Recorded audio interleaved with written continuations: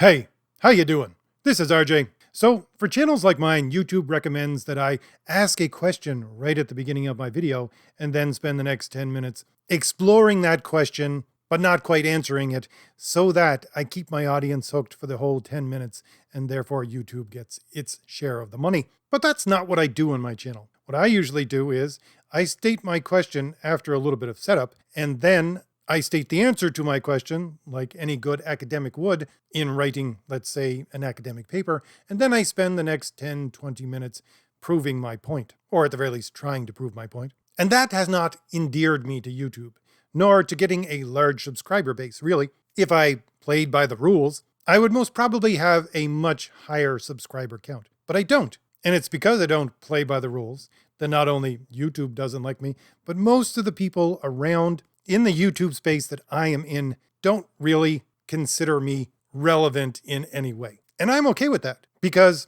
here's the point. I think that the majority of people who are surrounding me and have been surrounding me for the last 7 years that I've had my channel, who have been arguing the things that I have been arguing, but in a different fashion, are most likely in the not too distant future going to find themselves irrelevant. And that brings me to my question. What is the next stage of the culture war that we have laid out in front of us? Is it going to be bringing people simply back to the center? And my answer to that question is, yes, it is going to be bringing people back towards the center, but not so that they stay there, just on a journey towards the right. Or in other words, not a journey towards, let's just all be friends and coexist in this mutual space together. No, it's a journey towards, let's think about what's true. Let's think about things like virtue and heroism, which is what I'm always going on about, and which, by the way, is what my graphic novels are based on, which you're looking at some of the beautiful art from my graphic novels in the background. And very quickly, just to let everybody know, if you ordered a copy of The Valiant Heroes and still have not received it, or at the very least an email saying it's on its way, contact me. The grace period is pretty much up for reshipping. By the end of February, I'm going to be done and moving on to new projects. But anyway, back to my topic. Let's get into the nitty-gritty of trying to prove the points that I have just made.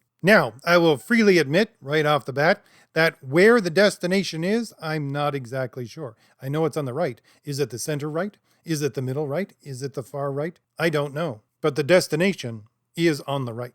And here's where I have a problem with most of the YouTubers around me that speak about the same cultural issues that I do. Most of them, not all. Most of them are in the center. And their assumption is that we're journeying back to the center, and that's where we should be aiming for. But here's the problem with that assumption that they make, which is basically the rhetorical starting point which they assume their audiences are going to accept in order for them to make their arguments. Their assumption is that the center is good. And I am here today to be a gadfly and annoy people and let them understand that that is not always the case. Now again, I will concede that some center points may be relevant and the best way to deal with things, but you cannot make the assumption that because it is a centrist point, it is automatically good.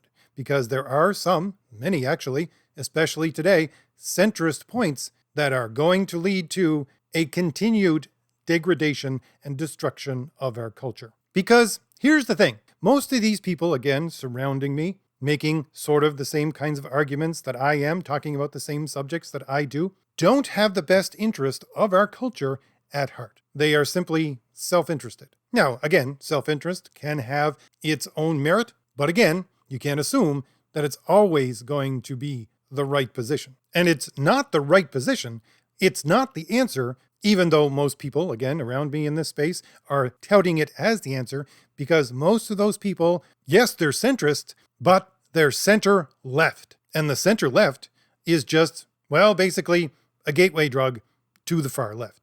Now, some of you may be asking, why are you being vague, RJ? Why don't you actually state these kind of people? Who are they? Well, sure, I'll tick people off. These are people like, well, I honestly think, and I have said this in the past, the most blatant example of this would be Perch from Comics at Perch. He's 90s guy. He's a guy who's stuck in the mindset of the 90s and will never change. He wants to go back to the 90s. He wants to go back to the mindset of the 90s. But he and people like him want to go back to that mindset in a nostalgic way. That is to say, they're not going to look at that mindset critically and see if it is actually healthy and what our culture needs. Now you may be saying to me, RJ, you're an 80s guy. You're the exact same thing. You want to go back to the 80s. No, I don't. I love the 80s. I think the 80s produced some of the best entertainment that we have today, but I'm not doing it out of nostalgia. I think that it had merit-based systems that were working at some of the top efficiency we have seen for the last, at the minimum, 50 years. And so we should take the merit from the 80s and bring it into today and make it alive today. That's what I think. But that's not what people, I think, like Perch, wish to do with trying to bring people back with their arguments to a 90s mentality. What they're trying to do is be nostalgic. They have no sense of critical reflection, of critical thinking. And again, Perch is the par excellence example of this. Other people would include Zach over at Diversity in Comics, Comics Matter, Az from Heels versus Babyface, all the guys at Geeks and Gamers, The Critical Drinker, Archcast, Asmongold. All of these people are centrists, but they're center left. And all of them want a nostalgic return to a 90s kind of mentality, and that's how they think they're going to make our culture better. But they're not. Why? Well, because if you drill down into their thinking and understand the exact reason why they think this way and what their base assumptions are, you'll see that they accept the left-wing basis and understanding of things in so much as they assume that everything is simply a power play. They don't argue with that leftist assumption that everything is based on power. Everything is about power. They just want to bring it back to a more centralized version of power where the center left and the far left are in basically a detente, where the center left holds very marginally more power than the far left, and everybody then, in their minds, can just coexist. And this is why I am making this statement about all of these people, and many more, why they're in this position. Because what they argue over and over again when talking about how the far left is bad in cultural relevance here, here, and here, they always try to bring it back to what they think is the right position of, can't we just coexist? I don't care what you do. As long as you keep it to yourself and don't ruin my entertainment, you go ahead and do whatever it is you want to do. That's what they tried to bring it back to. And that is a statement of, we need to redress the balance of power so that the center left, is more powerful than the far left. But it's all on the left. What then is the difference between the people who are on the left and the people who are on the right? Well, the thing that distinguishes the two is that, as I said, the people on the left, doesn't matter if they're center left or far left, always go back to, well, it's just a balance of power, which is a statement of relativism. But the people on the right are saying, no, it's not about power, it's about the truth. Is what you're saying true?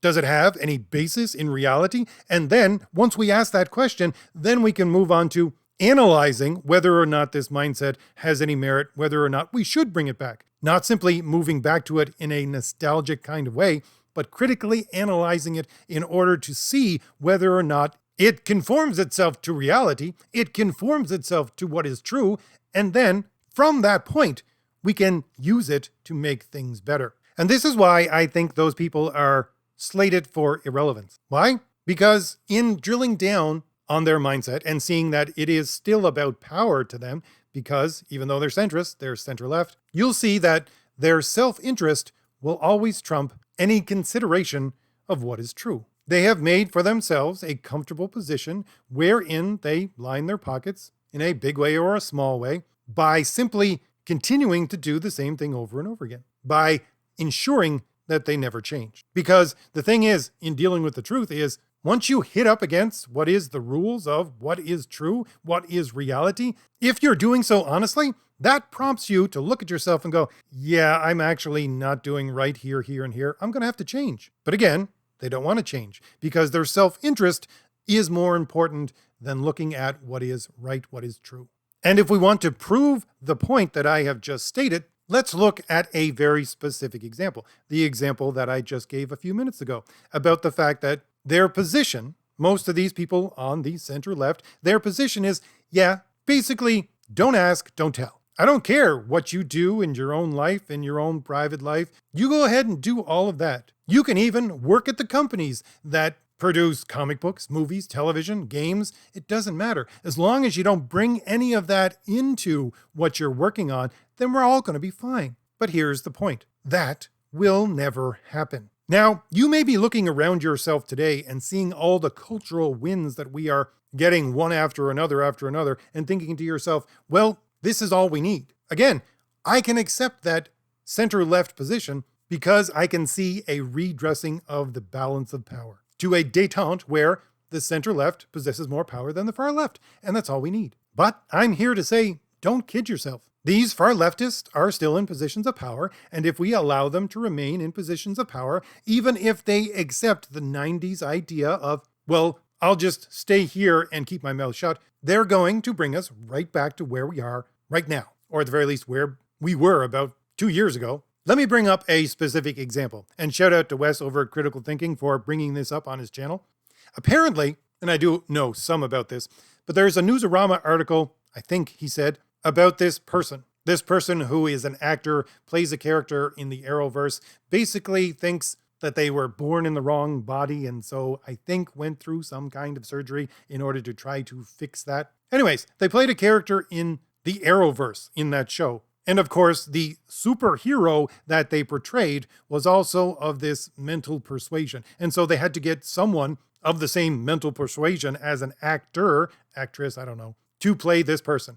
And now they've taken this person and said, we want to take that character and introduce them to DC Comics as well. We need to get that person to write the character. Why? Because that's the mentality of people who run comics right now. Trust me, I've done entire videos about Marvel casting people for cartoon parts having to match exactly their skin color, their sex, their sexual preferences, everything. This is the mentality that they have.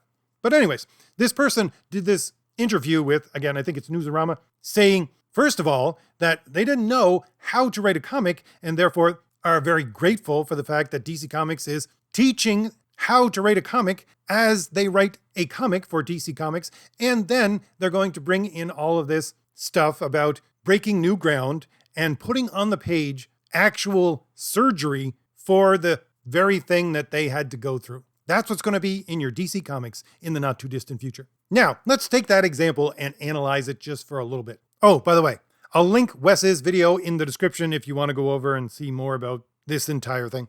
Now, if we analyze this entire thing according to a center leftist position, they would say, well, I have no problem with this person working for DC Comics as long as they keep all this to themselves. They don't need to put that on the page. They don't need to bring it in there. Now, you might have a little bit of a problem with the fact that they're hired to write comics, even though they don't know how to write comics because of their identity markers. That might be a problem. But most center leftists would say, well, if they had merit, if they could write, as long as they didn't bring all this stuff in, I got no problem with that. But here's the problem with that kind of thinking. And here's the problem why we can never have these people in positions where they're influential over our cultural mediums.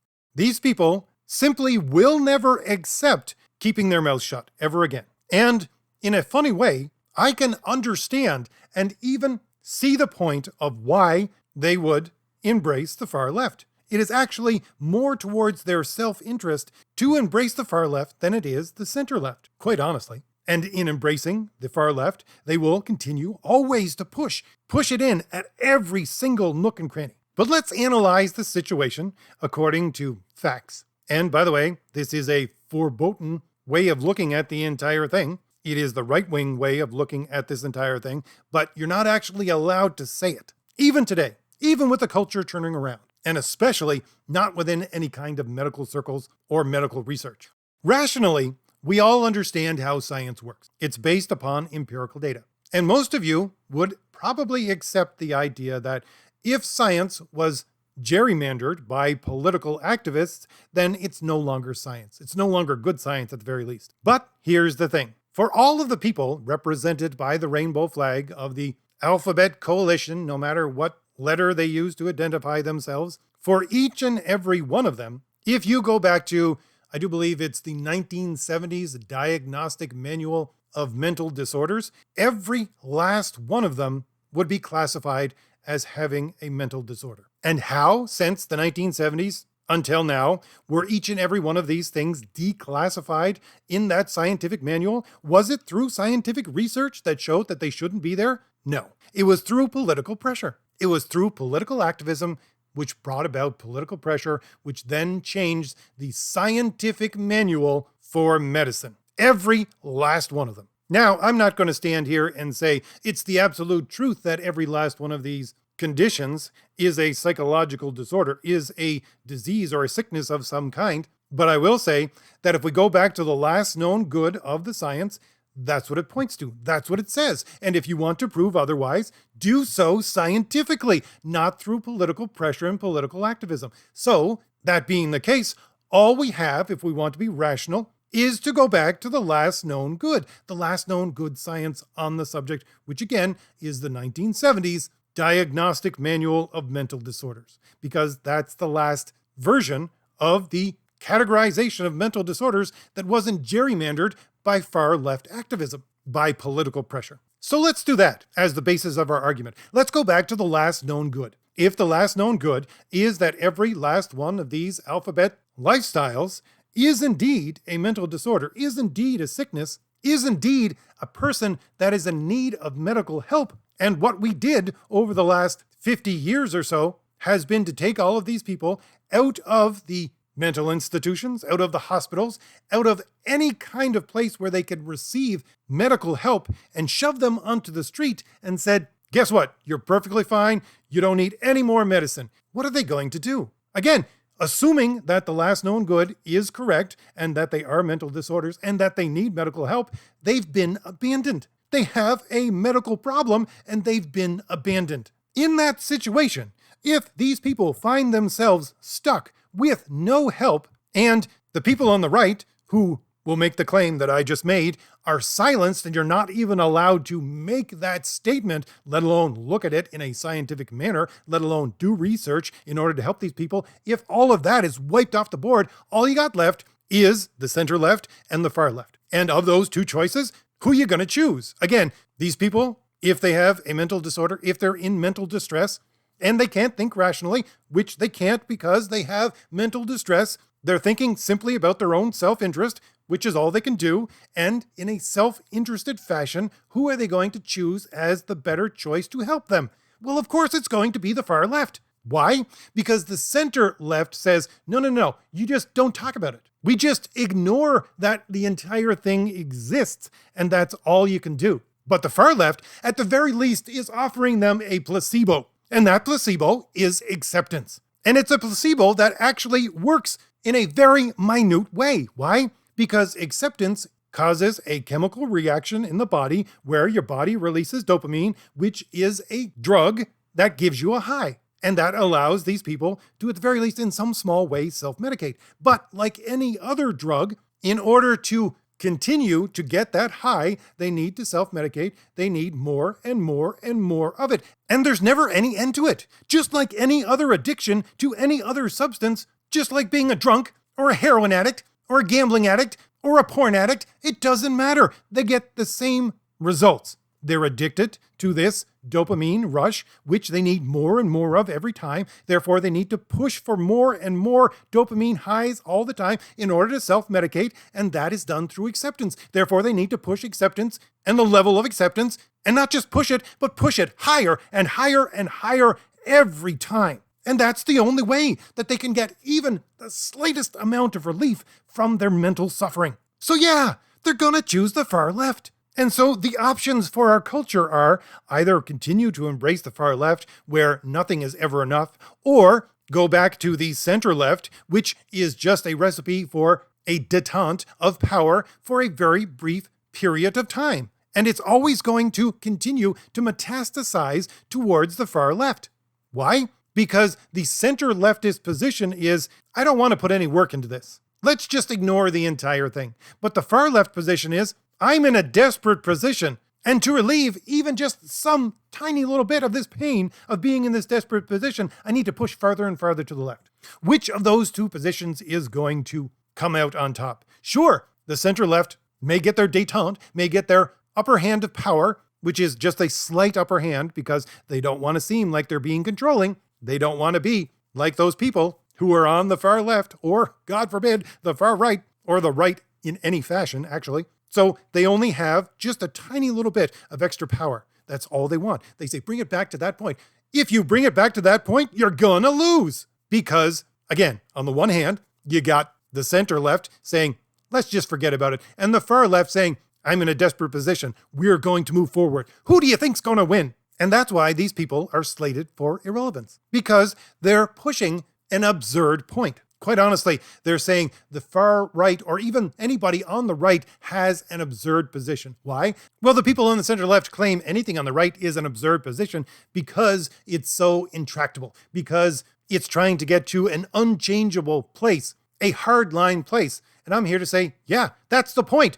Truth is unchangeable. Truth with a capital T, which is what you actually should be centered around if you're on the right. Truth with a capital T is unchangeable. That doesn't mean you're unchangeable. That doesn't mean your positions are unchangeable. That doesn't mean you can't thrive and grow. It means there are some unchangeable things, and you gotta accept them. But people on the center left won't accept that. Because again, it's all about self-centeredness. It's all about everything revolves around me. It's about if things have to change, I'm not going to be the one who changes. Things around me need to change. And that's why they want to go back to this 90s idea. Because it's a position of relativism. Just like everything around me needs to change. That's a position of relativism. And they will continue to demonize the people on the right and say, well, they're the bad guys. Even if they're the center right, they're the bad guys. And that's what all of these people that I have discussed, all of these people that I labeled, I would say, do in their videos. They're saying, no, we can't go over to the right because that's just as bad as being in the far left. We need acceptance and tolerance,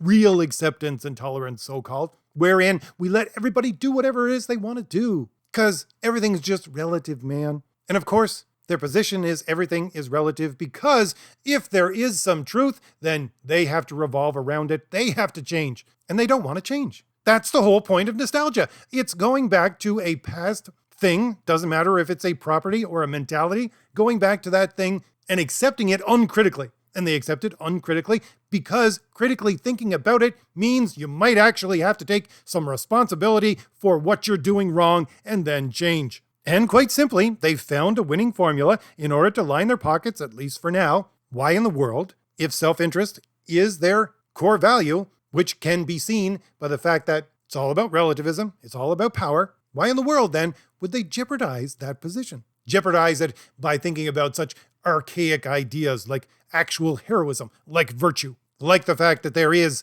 a truth with a capital T, that there is a reality that you have to accept if you want to build anything of merit. And that brings me to really the reason why I'm making this video, because those people on the center left, they will continue to gaslight you and their audience and everyone that they can get a hold of, saying that the people on the right have no argument. They're just as bad as the people on the far left because they're trying to push an ideology. They're trying to push an idea that has no basis in actual merit or fact. When I have just given you, laid it out for you in whole, the argument of why people on the right need to put their foot down and say, no, I'm sorry, you can't allow these people to remain in any position within our cultural institutions because their mental disorder is going to eventually prompt them in some way, either subversively or openly, to tear everything down around them because they're looking for acceptance. But I am here to say, don't listen to those people